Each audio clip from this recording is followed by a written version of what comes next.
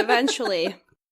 So I took the test that they have online from, I guess it's like from the hub, from 5 Languages of Love, right? So I took this quiz, and turns out that I'm more of a words of affirmation person. So you like to be told. I like to be you're loved and you're appreciated. Stuff like that, appreciate me and, tell me words of encouragement and just be a little bit more supportive verbally, right? Yeah, I get that. And then coming right under that would be acts of service. So I'm a person where if you're willing to help me out with some chores, some errands, go for it, because I'll really appreciate that as well. I can 100% get behind that, because when I took the quiz, mine was, and for the record, this quiz was a little cringeworthy as well. It was very mushy-gushy. It was so mushy-gushy, and I am, without a shadow of a doubt, the farthest thing from that in a relationship. I'm just not very, I'm not one that needs to be hugged and touched and, I know caressed. You're here. Oh, God, that word too. Is that another word? That's another word I'm not a fan of. Ugh, just stop. But I'm not a really big, I don't need the whole touch me, hold my hand in public. I don't need that. My number one was acts of service. And for me, if you want to show me you love me, take out my trash. Help me with something I'm working on for Quinn or for Betties or, that stuff to me, that is the stuff that shows love. If I ask you to help me with something like, hey, can you help me find some images or something? And you do it, to me, that is like, dude, you really like me. Mm-hmm. I'm really that girl. And then the second one behind it was quality time. Because I do like to watch a movie with somebody, or I like to, go out to dinner or stuff. Go to the movies. I like time spent. I just don't think it needs to be so PDA. Yeah. So with that being said, that was mine. And then words of affirmation came right behind it. And the dead last on my list was the touchy-feely. Yeah. I can live without that. What was your number one?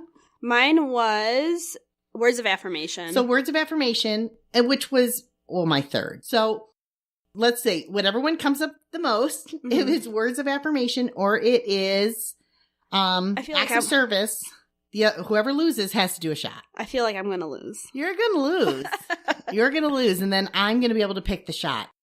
And since you once set me up with a whole Malort shot. Bring it on, baby. That might be your shot. Why do you like that so much? I have a bottle of it at home. I feel like you cannot be a true Chicagoan until you try it once. Yeah, but you try it once. You don't own a bottle. Well, I have the bottle so that when people come over. So that you can torture people. Yeah. Basically what you're saying is your home is a torture chamber. Basically, it's a dungeon. You say it's like you're a from sex dungeon, I know that. No. She's like, no, but it is. Basically, take the Malort or you get the paddle. If you call yourself a Chicagoan, or this is your first time visiting Chicago, or whatever the case may be, and you come over, and I'm like, oh, hey, we're having drinks, might as well try Malort. Do you actually tell them it's Malort? Because no... Well, I can say the name, but people don't know what it tastes like. They just don't know the flavor, so... I guess if they're not from Chicago. I knew from Chicago it was awful. I avoided it for years, and then I got swindled at my own birthday party, and I think it was because of you. Yeah, I bought a lot of people Malort shots, actually. Awful. I think it was you, Cash, and maybe one other person, but yeah, you have to. I give the backstory about it, and then I'm like, here you go. People are like, oh, okay. I didn't get a backstory. I was handed a shot. Oh, well. Then I think we were farther into the party. Because I know I was just handed it. Was like, here, happy birthday. And then I took it and I literally was like, what the fuck was that? That was the worst thing I've ever tasted in my life. And then it was like, you were just malorted. And then now they actually, Jepson Malort moved back to Chicago. So it's being made here now. Yeah, I know. And it was really funny because... I think they went to Georgia for a short time, if I'm not mistaken. I'm not sure, but Man of the People... So Pat Tomasulo did a whole little section about it on his show and had members of the audience that never had it take the shot and then do a promo for him. Ew. It was hilarious. Oh, I can imagine. It's the worst thing ever. If you don't have to try this in your lifetime, please don't. It's just terrible. If you go to Hope's house, you will be trying this. I'll just say this. The last thing I'm going to say about it. people equate the flavor to earwax. Oh my God. Which I'm kind of like, so you'd have gross. to try your own earwax before you know what that tastes like. So, Ew. yeah. Ew, Anyways. you just took this to the grossest depths of society. Like, legitimately, that was not where I thought we were going with this. Well, I will say, though, right now we are having, we'll toss in our little Boozy, what did you try this week? We'll do it now since we're on topic with it. might as well. I bought a bottle of a vodka called Next Star Vodka. It's a Chicago vodka. The bottle is absolutely adorable. I'll post a picture of it on Betties later. It's branded Chicago. You know, our show is branded Chicago. And so it was what caught my attention. But the vodka, we have a screwdriver per Hope's request. Yum. That was what she wanted. She was looking for a breakfast beverage. I think it's one of the first alcoholic beverages I've ever had, actually. Really? Mm-hmm. I don't think that was my first. I want to say my first. I snuck at a party my parents were having, and it was pina coladas. Ooh. I'm almost 100% positive. And then I know another time I was a kid. I mean, I was like, literally a 7-year-old alcoholic. But they had grasshoppers. Oh, but those are good. Oh my God, it was the best. But I drank a whole glass. And Ooh. at 7, that was a little bit, yeah, my parents, it's a good thing we weren't in this day and age because my parents, I would have been in a foster home. Yeah. So bad. But I did try it. But the one thing I want to say about this vodka that I thought was really unique was at the very top of the label, they have a, like a paper, you know, kind of Like a label seal thing. Yeah. It's also a corked bottle of vodka. Ooh. Which I thought was very unique. That's different. But they have the Chicago Star at the very top of the bottle. Mm-hmm. And then on the sides, it tells you the batch number that's actually written in pen. Oh, so it's hand labeled. Like It's hand labeled. And then they tell marked. you who approved the bottle. Mm-hmm. So it was approved by JD. So JD, good job. Great bottle of vodka. I really have enjoyed it. It's been good. And we used Mariano's fresh orange juice, which really helps. Yeah, it's good. really good. So anyway, that was, you know, I figured we'd just segue into that now and kind of cover our drink that we're literally having at 11 o'clock in the morning on a Saturday. I heard that someone has been smucking you. Yes. That sounds way worse when you say it out loud. I kind of like the way it sounds, though. I mean, I love the way it sounds. So that was also another word that was stolen from a podcast that we listened to. Okay, so I'll just tell the story really quick. So I was out with a friend and he stepped away. He got a call and he stepped over to the side and he took it and he was clearly having a fight with his girlfriend. Ooh. It was a little awkward. I didn't really hear what they were talking about. Even if I did, I wouldn't talk about it on here. But they were clearly having a moment of arguing and, intensity. And I thought to myself, and this is so terrible, and I feel terrible for saying this out loud, but I thought to myself, well, here it is. This is my chance to slide into the Smucker's DMs. Hold on, guys.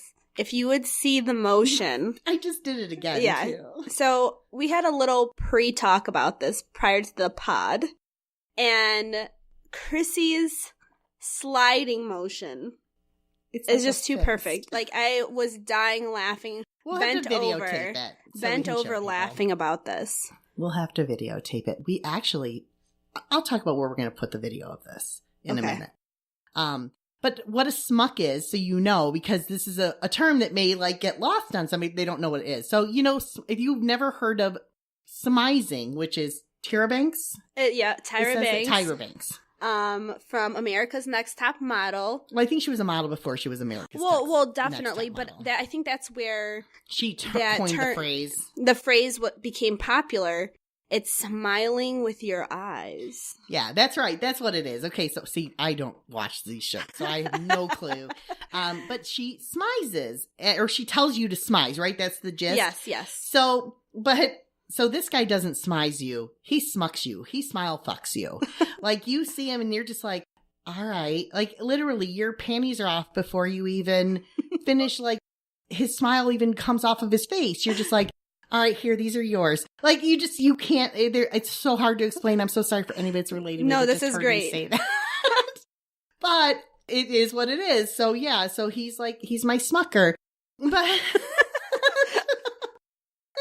Guys, like it's literally jelly. a fist that goes slowly forward. It slides slow and then it's turns and slowly back out, which really is disturbing if you think about it. It sounds a little gross, but we'll videotape it. And all right, I'm going to use this moment to segue out of the Smucker.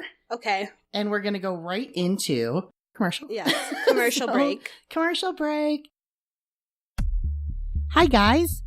So this is a space where if we had sponsors, they would get the sweet spotlight treatment.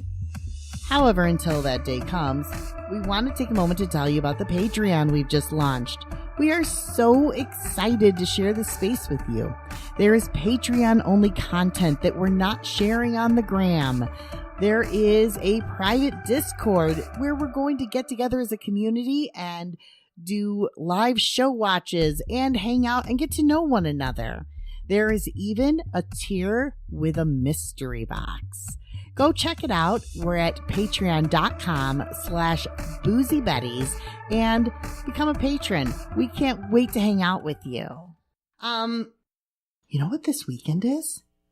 What is it, Chrissy? It's WrestleMania weekend. Oh my God. It is she even here. did the muscle pump, the flex. Totally did. I love this weekend.